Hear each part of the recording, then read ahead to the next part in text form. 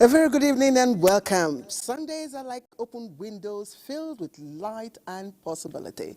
Now they offer us a chance to slow down, reflect and spend cherished moments with our families, sharing smiles and memories. So, with a heart full of gratitude and warmth, I will invite you to join me again tonight as a family gathering here on Newsline.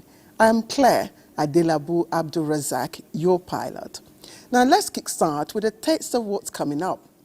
On the line tonight, our correspondent will uncover the reasons behind people's silence. Now, why do people hesitate to speak out when they see something concerning? Now, could it be fear of being wrong or simply not just wanting to get involved?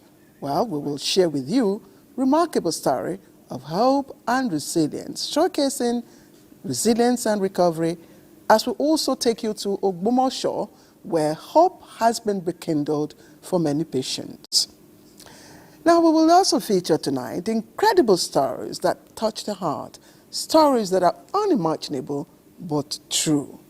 And in addition, we would also explore our rich cultural heritage and celebrations of life. But first, let's join Elizabeth Omori for the news segment. Elizabeth, it's your time now. Thank you so much, Claire, and thanks for joining us on the news segment. The NNPC Limited, in a statement released today, says the organization regrets the tightness in fuel supply witnessed in some parts of Lagos and the FCT. A statement by Olufemi Shonaye, Chief Corporate Communications Officer, NNPC Limited, attributes the tightness to distribution challenges. NNPC Limited is urging motorists to shun panic buying, stressing that it is working round the clock with relevant stakeholders to restore normalcy. The Nigerian National Petroleum Company Limited also debunked a media report that the company is indebted to international oil traders to the tune of $6.8 billion and that it has not remitted revenues to the Federation account since January, among other allegations. To power supply, residents of Calabar and its environs have been assured of improved electricity supply. The assurance was given during a visit by members of the House Committee on Power to Calabar Electricity Generating Company. Mordenleo Ajam tells us more. Even though it is being observed that there is a significant improvement in the electricity supply in the country for the past 3 months as a result of the commitment and efforts of the federal government, the House of Representatives Committee on Power says it will continue to place premium on ensuring electricity is supplied to Nigerians to meet their expectations, while believing issues of insecurity and unemployment is gradually being checked. The Chairman, House of Representatives Committee on Power, who led his members on this tour to the Calabar Generating Company Limited, highlighted the benefits of the Electricity Act signed into law by the President this year and the benefits of the synergy between the executive and legislature. We are here in furtherance of our constitutional responsibility. We are happy from what we have seen. One, the management of NDPC through Calabar Generation Plant, they are proactive. We pray they keep the flag flying the way it is, because once they're able to do this and TCN improves in their takeoff, I'm sure power supply will get nearer to the masses. The Managing Director, Niger Delta Power Holding Company Limited, joined the Chairman, House of Representatives Committee on Power to call on Nigerians to be alive to their citizenship by watching out for vandals of government assets and infrastructure. Promising Nigerians there will be more improvement. We are ready to serve Nigerians. We are serving Nigerians. We are ready to serve Nigerians more. The House Committee also commended the maintenance culture of the plant by its management. In Calabar, Mordenleo Ajam, NTA News. A bit on business. Minister of Industry, Trade and Investment, Dr. Doris Anyita, says the federal government under the Presidential Grant and Loan Scheme is set to disburse funds to more than 700 manufacturers and MSMEs across the country who have been verified. The minister made this known while presenting checks to beneficiaries in Calabar, Cross River State.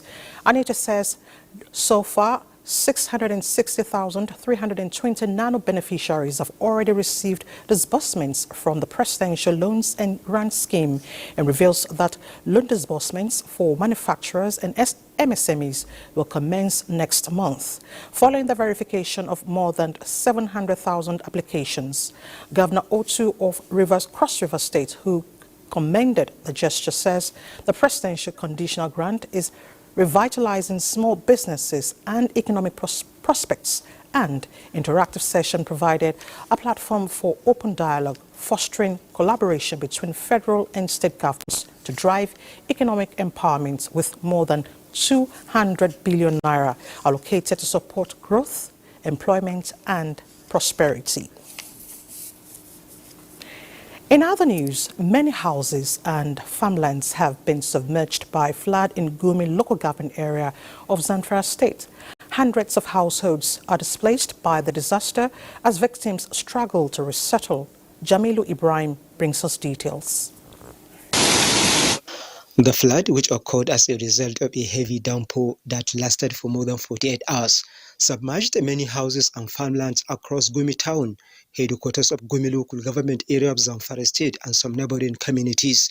Though the exact number of houses and farmlands affected by the disaster is yet to be ascertained, many residents describe the flood as the most devastating in recent years. Hundreds of the displaced persons are now taking shelter in the least affected neighborhood and communities. The victims continue to count their losses as they appeal for urgent intervention to cushion the effect of the disaster. I have lost my house and all other valuables therein, including the foodstuffs, to the flood. We are appealing to the state and the federal governments to urgently come to our aid. It has almost destroyed all the farmlands in this area. As of the time of filing this report, good Samaritans were sighted busy trying to help some victims, especially women and children, out of the flooded areas. Meanwhile, Zamfara State Governor Dauda Lawal has in a statement sympathized with the people of Gumi Emirate over the tragedy. He also directed the Zamfara State Emergency Management Agency to immediately assess the situation for urgent intervention to the victims. In Gusau, Jamilu Ibrahim, NTA News. Meanwhile, victims of the recent flood, which ravaged many communities across 12 local government areas of Jigawa State, have appealed to relevant authorities to come to their aid as they struggle to return to normal life. Awal Mohammed Kazari, who visited Kiyawa, one of the affected local government areas, reports that the disaster forced victims to take refuge in schools and IDP camps in different parts of the state. People of Kiawa are among the more than 3,000 people displaced by the devastating flood across about 12 local government areas of Jigawa State. Muhammad Ibrahim and his family, who now live in IDP camp, said for the last 20 years they had been living in the area peacefully, but this time all their belongings had been lost to the flood. He and other victims have to bear the inconveniences attached to living in IDP camp, separated from their immediate families. We are receiving support from the government, but it is still not enough. As you can see, there are a lot of people here. We have never witnessed this kind of flood in this town. This is an act of God. We are still suffering from the impact of this flood, and we don't know what to do. We are appealing to both federal and state governments to come to our aid. We need proper drainage systems in our towns. State Emergency Management Agency has already responded to the plight of the victims, but it said that it's not enough, appealing to the federal government and other well-meaning Nigerians to support the victims. When disaster comes, all hands must be on deck to support the government effort. It is pertinent that we should start soliciting for urgent humanitarian support to assist the internally displaced persons with either food or non-food items to be able to support the victims during the trying time. Provision of food, drug and mosquito nets is essential to support Muhammad Ibrahim and his likes, who now live in IDP camps, to avoid any outbreak of diseases. In Duse, Awal Muhammad Kazaure, NTA News. Thank you, Awal. Now, the local government financial autonomy achieved via landmark judgment of the Supreme Court and allocation of 450,000 BPD crude oil to local refineries have been considered two outstanding milestones of President Bola Tinubu, which must not be allowed to be scuttled. A foundation member of the All Progressives Congress, Osita Okechukwu, has advised President Bola Tinubu to beware of interests which, with ulterior motives. The former Director General of the Voice of Nigeria offered this advice in Abuja while speaking with journalists on the state of the nation. He objected to a purported 3 months extension of the enforcement of the Supreme Court judgment, saying the Apex Court did not grant such a bazaar to governors. He argued that the president could risk contempt of court. He allows governors to goad him into putting the judgment on hold. Talking health, the Coordinating Minister of Health and Social Welfare, Professor Ali Pate, accompanied by the Finance Minister Wale Edun, inaugurated an ultra-modern diagnostic center at the Abubakar Tafawa Balewa University Teaching Hospital, Bauchi. The project, according to the minister, is part of the Tinubu Renewed Hope agenda to ensure access to quality healthcare services across the country. Awal Abdullahi brings us details. The Ultramodern Oncology and Diagnostic Center project will include laboratory tests, endoscopic examination and surgery for full diagnostic services in partnership with the Nigerian Sovereign Investment Authority. The facility at the Abubakar Tafawa Balewa University Teaching Hospital is to complement other centers in the country in the area of providing effective quality healthcare services, especially for treatment of cancer. In just 1 year, Mr. President has done what has not been done in the history of this country in the health sector. He's launched many initiatives, and building on what MedServ has done, we are seeing 10 major infrastructural projects. The groundbreaking is happening. Not talk, but in 12 months we will start opening them all across Nigeria. That is the way in which together, under President Bola Ahmed Tinubu, the economy will grow, become more productive, create more jobs, and reduce poverty. We are grateful to Mr. President for what he has done to Bauchi. We are ready to collaborate with you. We are ready to give all the support for all these programs to be done. Already we have surrendered our general hospital in Misau for the provision of the Federal Medical Center. The ministers were at the government house and the Bauchi Emir's palace, where the Emir of Bauchi, Rilwanu Suleiman Adamu, honored the minister, Professor Ali Pate, with the traditional title of First Minasaran Bauchi. In Bauchi, Awal Abdullahi, NTA News. Still talking health, the Nigeria Center for Disease Control and Prevention says the country strengthened national coordination response on managing several endemic diseases, including Mpox, recently declared a public health emergency by the World Health Organization. At a media engagement in Abuja, Director General of the NCDC, Dr. Jide Idris, said Nigeria is also closely monitoring developments of the disease outside the country and putting mechanisms in place to prevent its importation. Olusheye Adeabu reports. In the Mpox epidemiological summary of the NCDC, Nigeria has no record of deaths, but a total of 39 cases have been confirmed out of 788 suspected ones in 33 states, including the FCT, between 1st January and 5th August 2024. To counter the spread of Mpox, a highly contagious disease formerly known as monkeypox, Nigeria's CDC Director General spoke on the workings of the National Mpox Technical Working Group. We are intensifying surveillance activities that's tracking cases across Nigeria to swiftly detect and respond to any new cases. We are working with the Port Health Services. Along this line, 5 designated international airports and some key seaports, including land and foot crossing borders, have been placed on high alert. Declaration forms have been distributed to airlines, especially those coming in from countries where there is an ongoing outbreak of Mpox in the last 90 days. The center draws on control measures. It is making efforts to make vaccines available to the public especially for the hotspot areas. These vaccines have been shown to have a favorable safety profile. We're looking for support funding internationally, and that's why, again, we're talking to a lot of our partners. The NCDC board sensitizes citizens on adherence to proven infectious prevention measures to limit mpox virus transmission. In Abuja, Olusheye Adiagbo, NTA News. The war against drug trafficking, a Vietnam-bound businessman has been arrested by operatives of the National Drug Law Enforcement Agency at the Nnamdi Azikiwe International Airport, Abuja, for ingesting cocaine. Salwat Khalil Ibrahim reports that 6.2 billion naira worth of codeine bottles were also recovered at Onne ports. The 54-year-old suspect was intercepted at the boarding gate of the Abuja airport on Monday, 12th August, after 4 days under excretion observation. He ingested a total of 88 wraps of the illicit drug. He claimed that he was given the cocaine pellet to swallow by a friend for onward delivery to Vietnam for a fee of $2,000.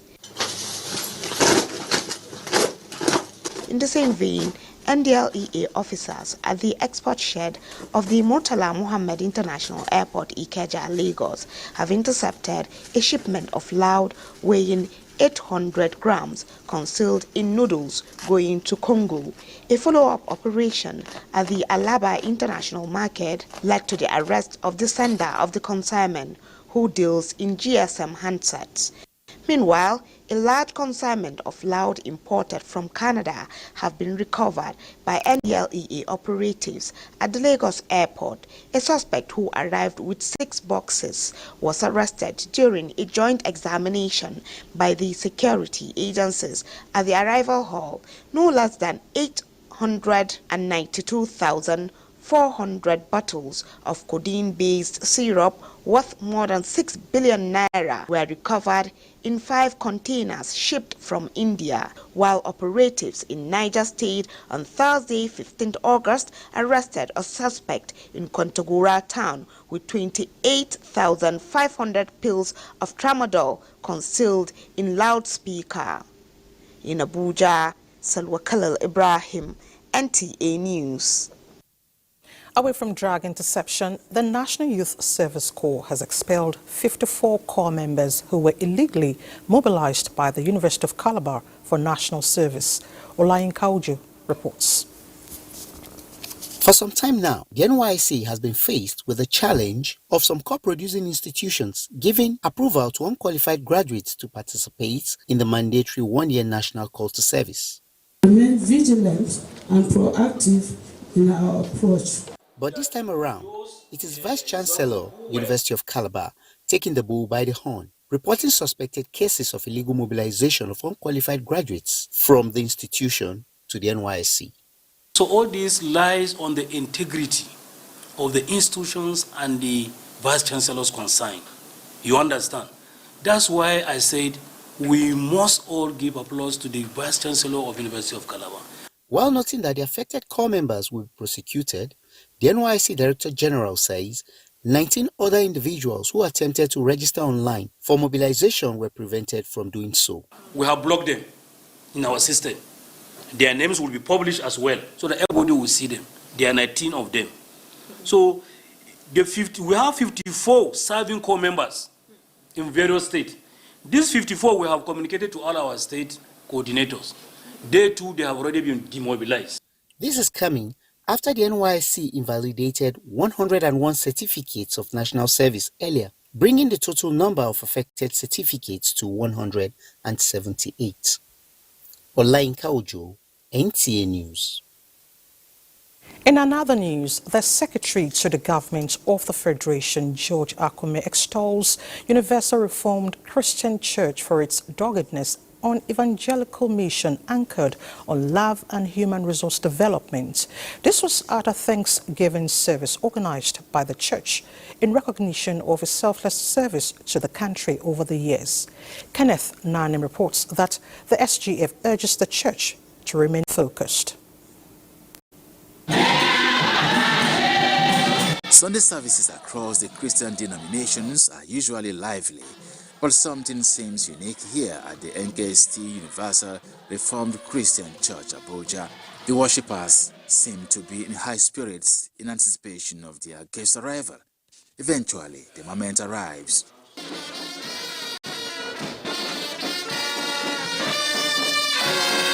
This one welcome seems to have awakened nostalgic feelings in the SGF, and he has a duty to recognize as many that seek his attention. He knows virtually everyone here by name, not because they are his kinsmen and cronies, but his affection for the common man has proven him to be a grassroots personality. It is therefore not surprising that the church decided to illustrate the saying, "Give honor to whom honor is due." In this way, his contributions to the propagation of the gospel and growth of the society at large is being recognized. The love showered on him by the church speaks louder than voice. The SGF reciprocates.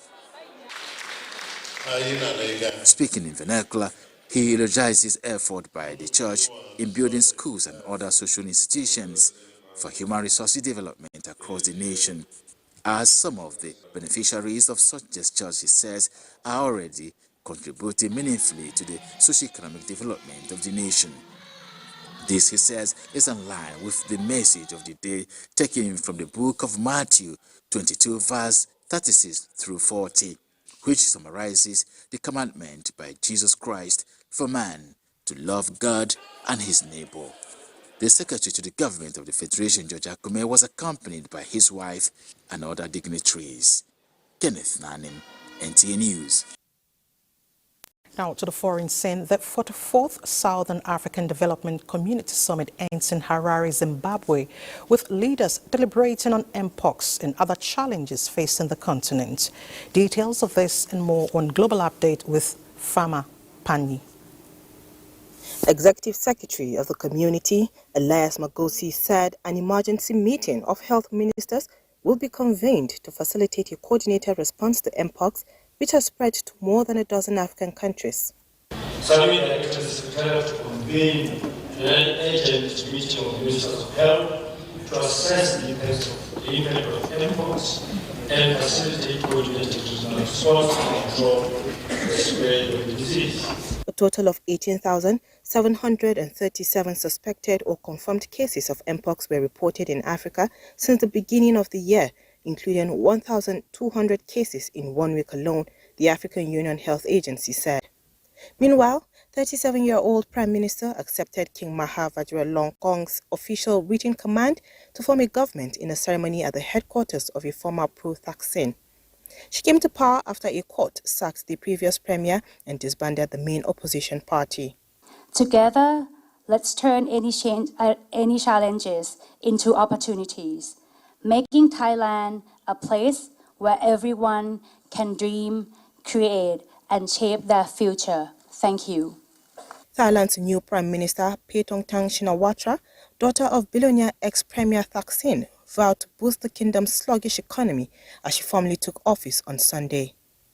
Frama Pani, NTA News. Talking sports, Man City trash Chelsea in the English Premier League. And Bade Adeleye will tell us more and why Chelsea has something to do with number 10. Bade, let's hear from you. Elizabeth, is quite simple. For a large part of last season and even the season before the last, Chelsea occupied the 10th position. But the latest is that they have a bigger than usual, squad now. So when it comes to banters, Chelsea fans are in for it. All right, let's quickly take you through some trending sports stories. We begin from home. Despite their inability to secure podium finishes at the just concluded Olympic Games in Paris, Sports Minister John Eno says Nigerian athletes still deserve to be celebrated.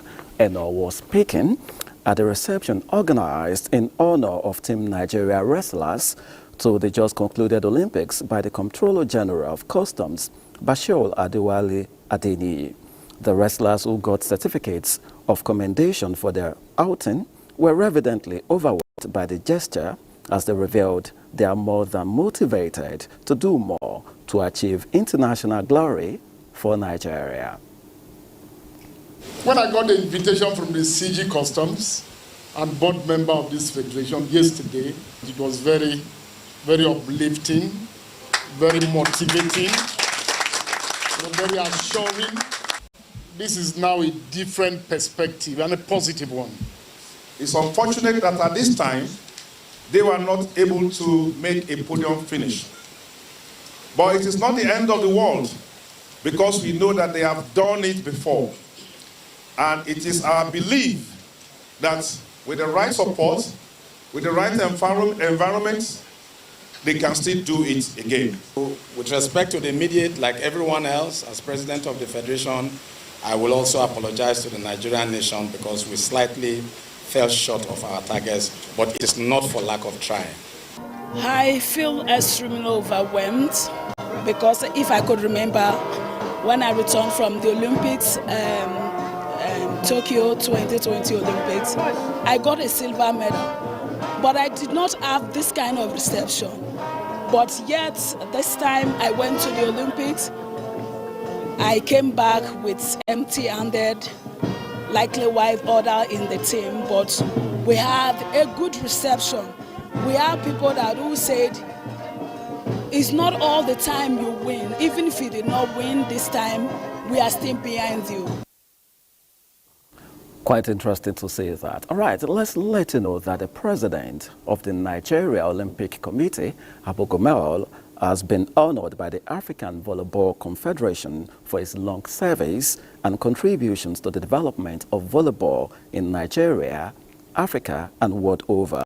The award, which was presented to him by FIVB President Ari Gracia and CIVB President Botra Hajij, was done during the elective Congress of Africa Volleyball Confederation in Marrakech, Morocco.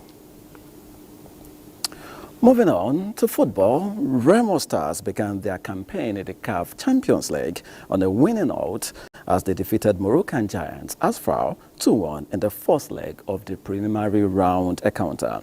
Junior Nduka gave the Kenne-based side the lead in the 19th minute before the visitors leveled proceedings 5 minutes after the restart.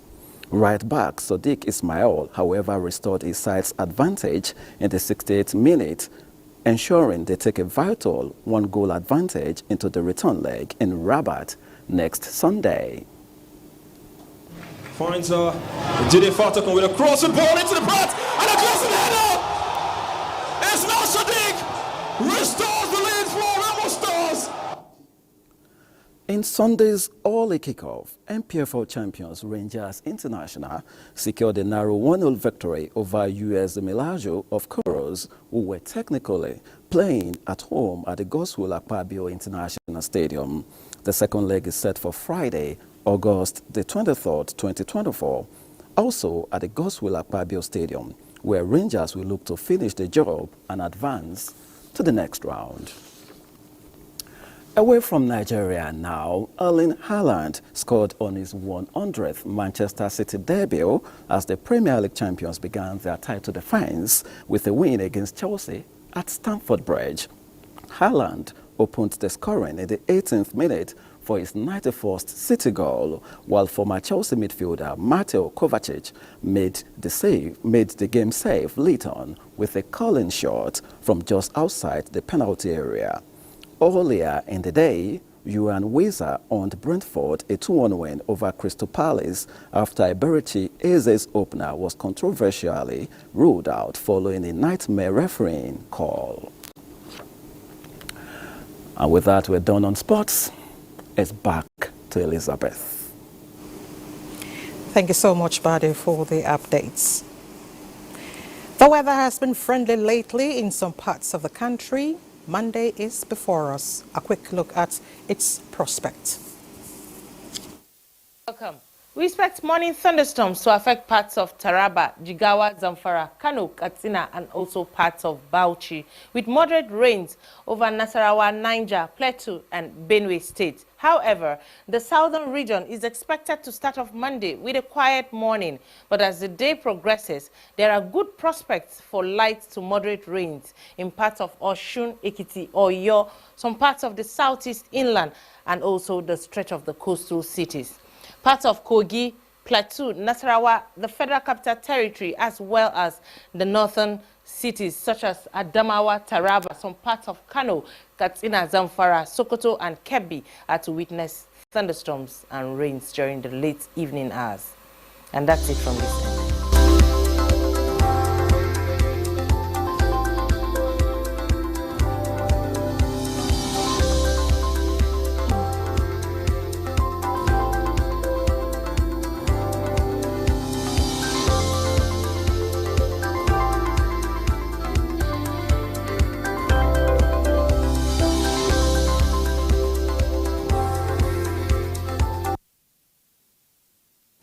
Now you know the weather outlook for tomorrow.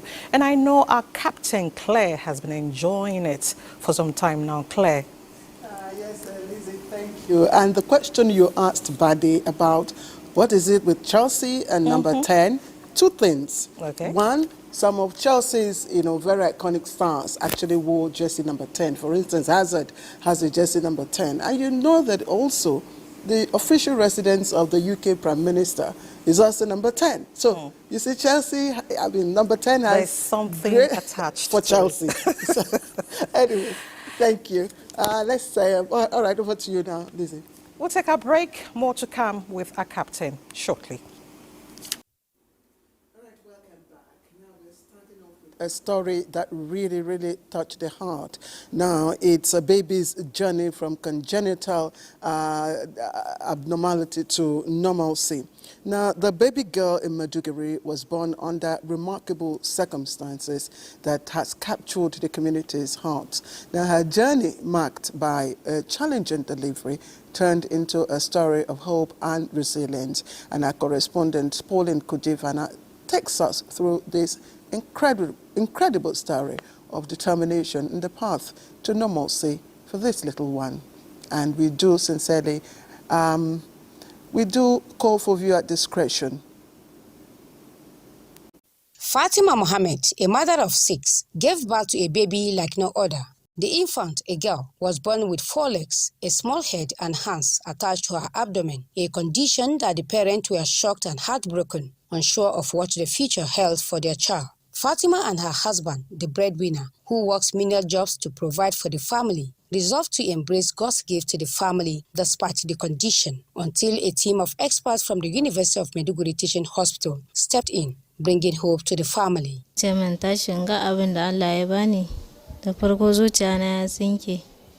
I saw the baby, I was frightened, but later appreciated God for the gift. I went for scan when I was pregnant for other 5 children, but I did not go for this baby.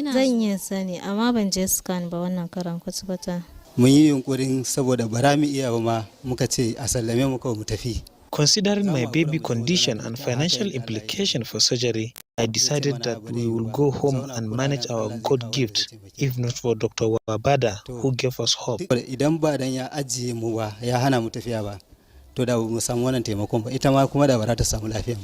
The medical team, led by Dr. Wabada Samuel, who assessed the baby's condition and determined that surgery was possible, successfully took the first operation to remove the head and hands attached to the abdomen. Dr. Wabada elaborated on this rare congenital anomaly and the need for timely and skilled surgical care.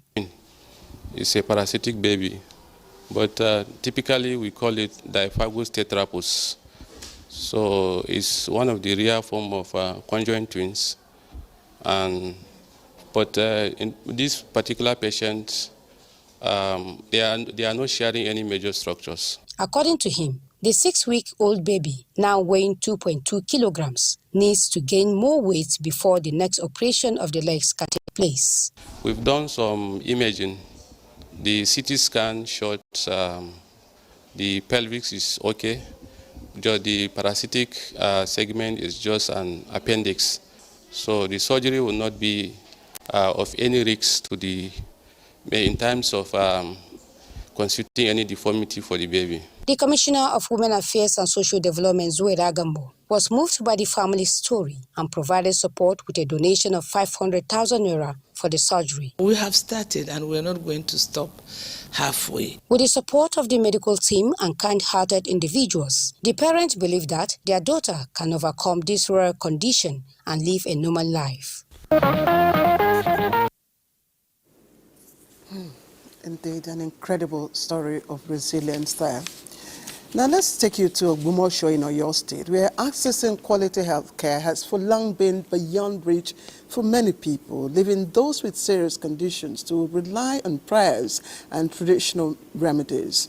But recently, a team of U.S. medical professionals brought help to this community, offering care to many patients who had been without it for so long. Now, in our next report, correspondent Abiodun Babalola shares the heartfelt stories of the patients and the medical team who made this life-changing outreach possible. Accessing quality health care most times may be a nightmare for many who do not have money to cater for their medical needs. Aside from this, there are other factors that can restrain patients from seeking medical intervention promptly. We've discovered that this thing is inside the stomach. We don't take anything, but God is sustaining us. We went to many hospitals.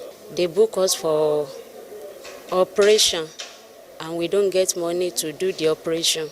3 years ago, it's now serious that I will menstruate for 10 days minimum. I make my plan to come to Ogumosho. Getting to Ogumosho on Monday last week or Tuesday. So when she went for costing, she was told that there's going to be a free surgery, that she should go and register for the free surgery. This is why these patients described the coming of a team of medical experts from the United States of America to Ogumosho for the first time as divine intervention. I've been doing this thing for 35 years. We first came into Nigeria in 1988. So God has given us a call to help the needy and the less privileged, especially in the area of surgery where it's very costly, and a lot of private hospitals, most people can't afford to get those surgeries. So we come in and volunteer our services. I've never been to Ogumosho before. I've been to Nigeria 15 times to do medical interventions, but this one's been different to just see new people, new things to do, especially whenever they've had ailments for years, sometimes decades, and now they can finally get relief from it. Screened patients at the Lautech Teaching Hospital and Bowen Teaching Hospital, all in Ogumosho, were operated on. We thank these people, Almighty Allah. God bless all. I really appreciate you. I pray the Lord will continue to bless you more. Some people are really sick, but they don't have the money. Even if you were to go to America, you probably won't get the surgeons to operate on you. They are also doing it because of covenant they made with God. And that's why we're so happy that they will come to a town like Ogumosho. Excellent. Now, they say the eyes are the window to the soul, and every blink tells a story. But what happens when those eyes start seeing things and aren't really there? This is the sad reality for millions suffering from cornea infections, where the world becomes unclear and hope fades away. Yet, thanks to the generosity of cornea donors, the lives of many of these patients are now being transformed. Musa Toliat shares the inspiring stories of those who have been transformed by this precious gift. Cornea is the eye's outermost lens that functions like a window which controls and focuses the entry of light into the eye. It contributes not less than 75% of the eye's total focusing power. When the cornea is diseased, blindness is imminent. Presently, Nigeria is grappling with high rates of preventable blindness. The prevalence rates of blindness in Nigeria, based on the 2005 to 2007 survey, is 0.7%. So assuming we have maybe 220 million people in Nigeria, that will make it going close to 2 million if we are using the prevalence rate of 0.78%. One of the feasible solutions to reverse blindness is corneal transplant, and the cost of securing a cornea can break a bank. To get a cornea here and now, it's the cheapest is about $1,500. Ophthalmologists believe that the cornea of the deceased can still play a role in restoring the sight of the living, provided there has been a commitment to donate the cornea at death. We are saying that for a human being, you can donate your liver, your kidney, your lungs, your heart, your pancreas, your eyes, so that when you pass on, somebody else can use it. It's doable in Nigeria. We can donate in Nigeria, we can do the surgeries in Nigeria, you get good results in Nigeria. The only eye bank in Nigeria is located at the Lagos State University Teaching Hospital. We do not have cornea in the bank because Nigerians don't believe in giving their corneas. I've had some elderly patients when they come and I ask them, anytime you pass, can you give me your word that your cornea can be used so that my sight can be restored? And they say, doctor, Otio, that one is not it. What is the position of religious bodies on organ donation? To donate your organ, which will attract reward from Allah, has to be for charity purpose, not for the purpose of commercial. It is regarded and recorded for that person as a sadaqatun jariyah, as a charity which endures after the demise of that person. Now that we know it costs nothing to pledge the cornea, which becomes useless at death, wouldn't you like to let go when you have to go? I've donated everything in my, but not just my eyes. My children know, my family knows, I've told them. When I die, get in touch with the hospital. Whatever they need to remove, let them remove it. I don't need it.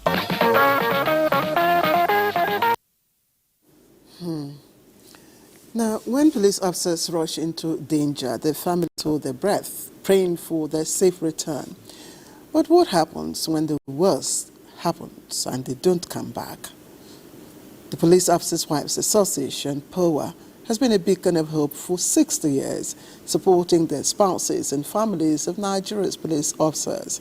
Now, in a heartfelt address, Nigeria's First Lady, Senator Oluremi Tinubu, hailed these women as the unsung heroes behind the badge. Francis Form shares the inspiring story of POA's enduring commitment to caring for the home front, a testament to the power of love and resilience. Behind every brave police officer, there is a supportive and strong partner who bears the weight of their loved ones. Her life is filled with the unique challenges, sacrifices, and moments of pride. Anytime her husband puts on the uniform, she is faced with the moment of prayer of the safe return of her husband.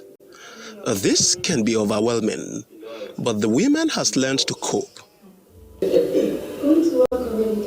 Yes, but I'll be back before you know it. 60 years ago, the police officers' wives came together to birth an idea, the Police Officers' Wives Association. And just like yesterday, POA is 60, with 22 minds being on the saddle, with every one of them at different time laid a stone upon which another builds on. And gathered in this hall are spouses of police officers and men, and dignitaries from all walks of life. They are here to celebrate POA's existence with the unveiling of a book, The Motherhood of National and Human Security, highlighting the role of women, particularly wives of officers and men of security forces. The emotional support, understanding, and the peace you bring to the home allows our officers to focus on their service to the nation without undue stress.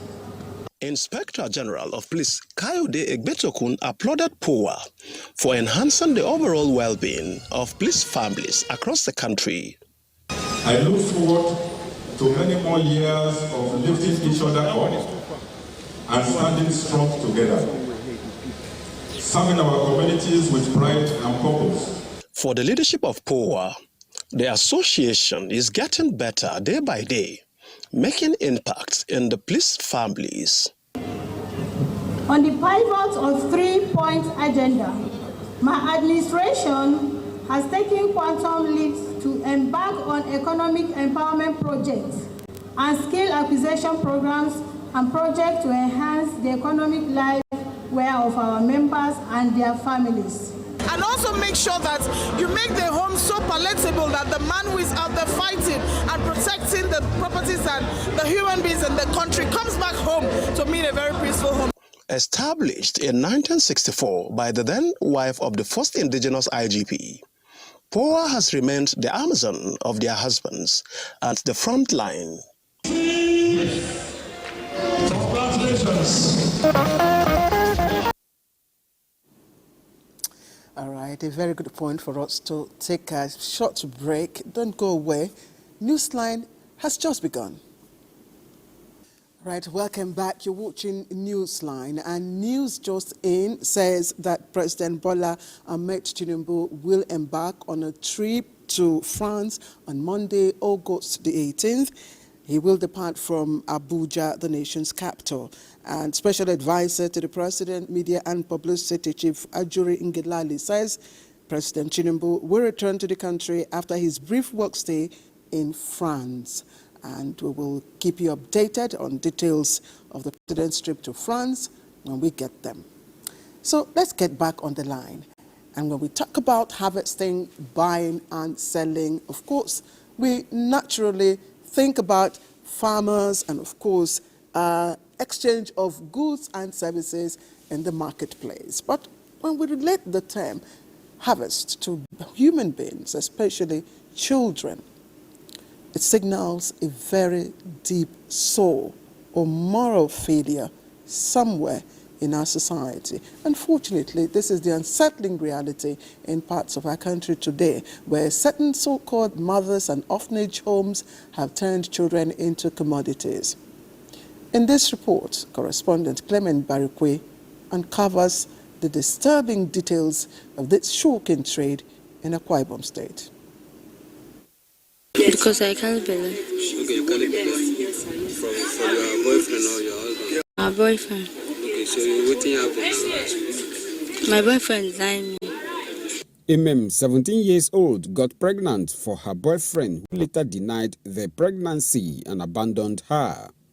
Her parents, whose sources of livelihood are not guaranteed, in a bid to cover up the shame, hands her over to an orphanage in Owerri, unknown to them that it is a baby factory. There are several other stories of child harvesting and baby factories making the rounds, with young females between the ages of 15 to 20 as targets. Since my assumption of duty in February 2024, we have recorded about 5 cases of baby factory, and we have been able to have 13 victims with 3 infants. That is altogether, we have 16 victims, and we have arrested 8 suspects. For what we have done thereafter, we have been able to reunite them with their members of family, and we have counseled their family that they should take care of these ladies. But why should a parent or parents choose this part of this honor? As a father, hearing such information going on in our society, it saddened our hearts. It is very, very disturbing for one to link hunger and poverty to selling a fellow human being, in this case, children, which are gifts from God. If these children do not have who to sell this child to, they won't be going into this. They won't start making it as a business, because some of them are doing it as business. From the beginning of a lady that is not married, to go in for sex, that is sin. First and foremost, that is sin. For her to produce or to give birth to the baby and sell it out is another sin. Group influence. When people are influenced to a situation that they will be de-individuated. De-individuated means that you do not really stand by your original standards of behavior. As rampant as this illegal trade may be in Akwa Ibom State, the police is yet to uncover any baby factory in the state. We don't have the factories in Akwa Ibom, but we have a lot of Akwa Ibomites that are involved in this trade. They get the girls here to those camps in other places. Some under the pretext that they are going to give them work in Lagos, and they go to the camp and they lock them up there. While the baby sellers get monetary values from their illegal deals, no one knows the fate of these innocent children who are sold out, not even the mother, as some of them end up in the hands of ritual killers. Unbelievable, but that's the stark reality, and it's a call for action for all of us. Now, you've probably heard the phrase, if you see something, say something.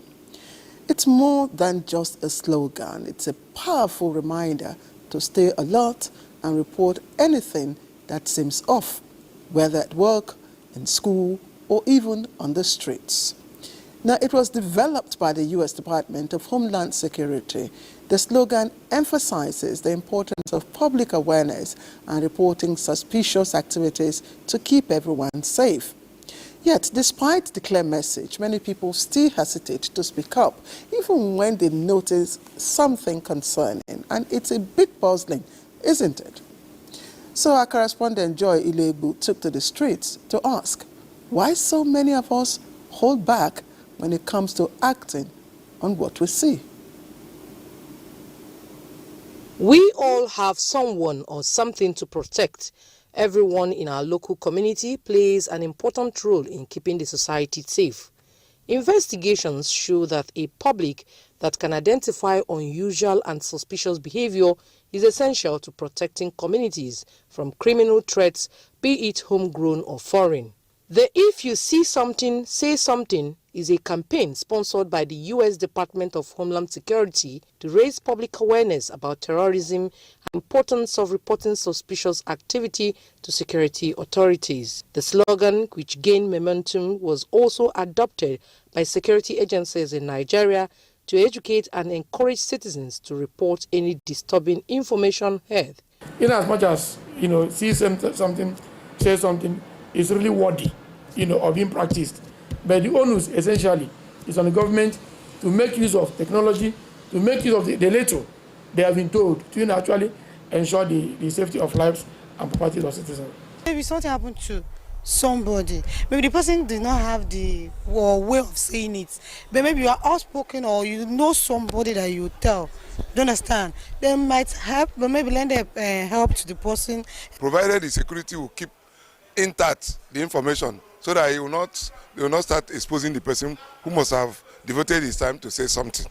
Today, a lot of concerns have been placed on the menace caused by insecurity, necessitating the slogan among concerned Nigerians for people to say something to appropriate authorities once they spot something unusual. One may, however, wonder why some people hesitate to report crime or criminality. They may see something and say something and nothing happens.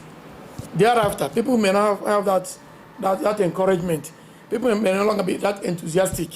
People may not be that motivated to keep saying something when they see something. It's very commendable because, you see, we always refer to abroad, but that has been the secret behind there. Once they see, somebody will just open his or her window, see something, and then call their own equivalent of 911 and things. But here we see things. It's not my business. Regarding to the way things are, nobody wants to lose his life. But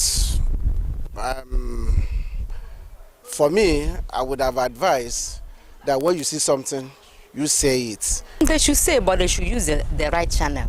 Experts say efforts must be made to educate people to memorize faces, skin color, and other physical attributes that could be used to identify a person of interest. All our numbers are out there. It is still in that spirit of when you see something, you say something, that we were able to give out, apart from the control room numbers, that we have also given out our own private number so that individuals can also reach out to us. You can quickly go to your app store, Police Rescue Me app, and register. You can report incidences while you are in your house. It is also in that spirit of when you see something, you say something. You play a role in protecting your community from all forms of crime and terrorism-related activity. Remember to always say something. When you say something, say something. Now, in the heart of Osogbo, where the ancient river flows, in the sacred grove, whisper tales of old, a celebration like no other comes to life. And it's a time when tradition meets the present and spirituality dances with culture. Welcome to Osun Osogbo Festival. It's a journey into the soul of the Yoruba heritage, where faith, unity, and joy are interwoven into the fabric of that community. And Femi Afariugu delves into the vibrant colors, the sacred rituals, and the enduring legacy of this year's Osun Osogbo Festival. For centuries, the people of Osogbo have been gathering at the sacred Osun Osogbo Grove, one of the two UNESCO's World Heritage Sites in Nigeria, to pay homage to the Yoruba goddess Osun, believed to give fertility, prosperity, and protection. This festival is not just for those born of the soil. For many, the journey to Osogbo is a pilgrimage to a place of sacred encounter with the divine that transcends language, culture, and creed. Osun bless my family, my culture, my country. I'm great to come back every day and Osun Osogbo stay. More people are becoming aware of their roots, their cultural roots, and Osun is living here, so we are coming here. No, most of them, they are not just novices, they are initiates. They have been devotees for years. I've got daughters among them that they have been studying Dami for 25 years. Osun Osogbo Festival is a celebration of the vibrant art and culture of the Yoruba people.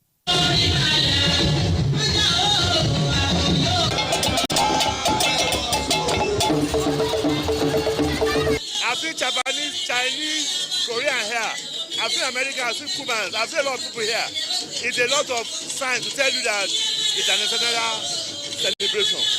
A major symbolic moment associated with the festival is the votary maiden carrying the sacrificial calabash to the Osun River, as devotees line the path, offering prayers and song of praise, symbolizing the community's hope and prayers for the coming year.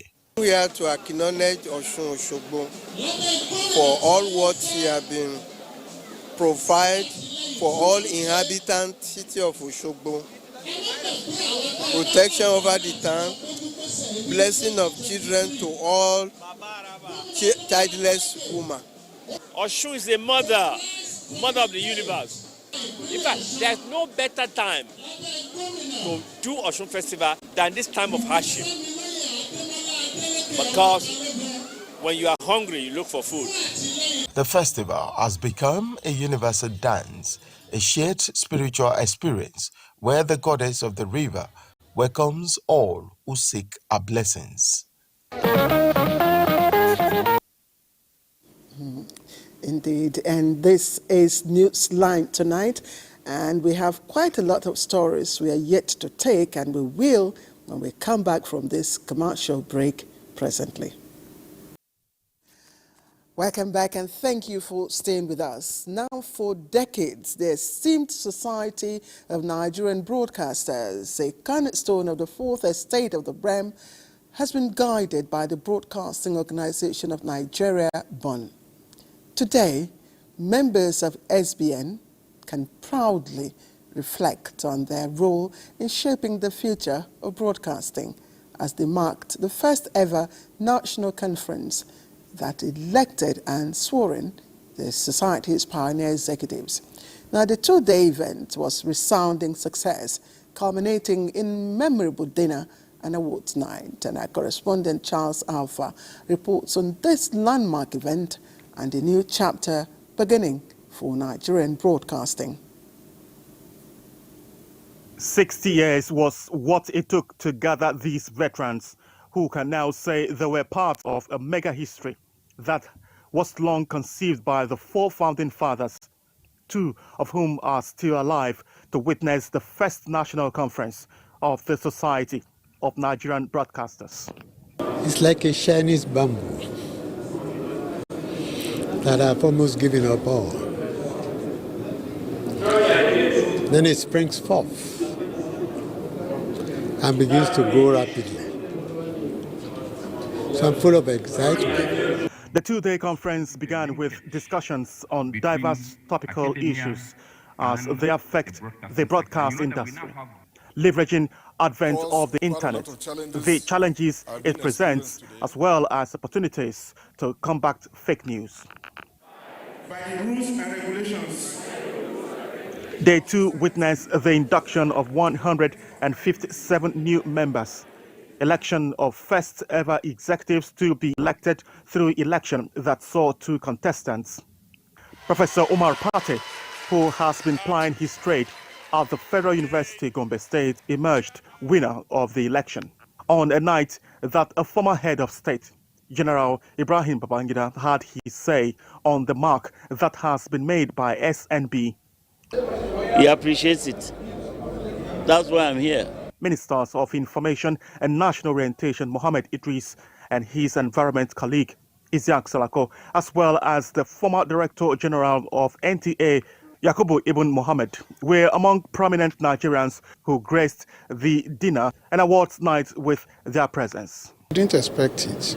When it came, I was highly elated. It is an eye-opener for upcoming to ensure that they do their best. The work we do in environments are mostly soft work. To get the people to buy in, you need the full support of the media. For the convener and chairman of BOM and DG NTA, Saliu Abdul Hamid Dembos, and his partners, it is a celebration of efforts and legacy, a fresh start for a credible broadcast system that will attract influence and policy direction, leveraging opportunities availed by the internet to produce content that meets modern demands. A careful selection was made by the committee set up to organize this event, and they have come up with an undisputable list of individuals that truly merit the award that they will be receiving this evening. I want to congratulate them for being good ambassadors of the broadcasting industry and urge them to keep tab with the happenings. And congratulations to the pioneer executives. Now, as the rains pour this planting season, farmers across the country look with high hopes for prosperous harvests. Alas, Mother Nature had her own plans, and the consistent and heavy rainfall has thrown a curveball into what was expected to be a straightforward growing season. Farmers who normally would rejoice at the sight of a platter of rain are now facing unexpected challenges, and our correspondent Tessie Mary is also curious and went in search of how these weather patterns are impacting our local agricultural landscape. Rains are here again, and farmers are busy planting and, of course, clearing the fields in anticipation of a bumper harvest as they contribute in achieving food security in the country. It's few weeks into the rainy season in most parts of the north-central region, including Abuja, as the frequency of downpour increases. With excitement, this family and other farmers are busy clearing the land and planting crops. Plant groundnuts and corn. As you see me here, I've not been farming. I'm a civil servant, But because of the challenges in Nigeria today, that is why I said, let me come and farm. We want government to assist us in reducing the price of fertilizer. We are scared to come into the farm because of insecurity. We are not having security. So please, government should help us. It will help resolve all this hardship. Although Nigerian Meteorological Agency, NIMET, predicts that this year's rainy season, which starts late, will be brief, hence the need for farmers to be aware of the weather pattern and maximize food production. The growing season is going to be short in all the states of the country, with the exception of 3, that is Akwa Ibom, Rivers, and Cross River.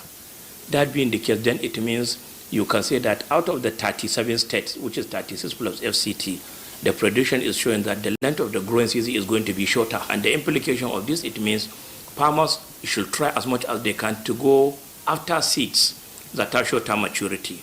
They should not plant the seeds that they have been planting. You have to study your environment. Is it a swampy area? You have to know.